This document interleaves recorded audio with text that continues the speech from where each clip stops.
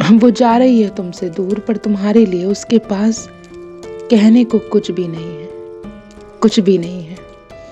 पर कुछ तो कहना ही चाहते हो तुम उसे।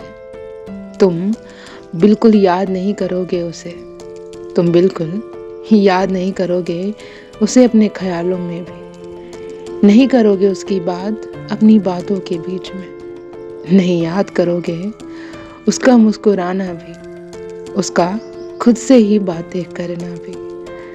तुम बिल्कुल याद नहीं करोगे उसे, तुम बिल्कुल याद नहीं करोगे उसे, जो वो अपनी सारी बातें तुमसे कहती थी, अपनी पसंद के गाने तुम्हें भेजती थी।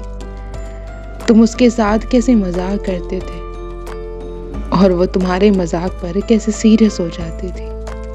हाँ, तुम बिल्कुल याद नहीं करोगे उसे, बिल्कुल याद नहीं करोगे उसकी कोई भी आदतें, उसकी की गई पहली मुलाकात को भी। उसे भले कुछ याद ना होगा, मगर तुम्हें सारी बात याद है उसकी, हर आदत याद है उसकी।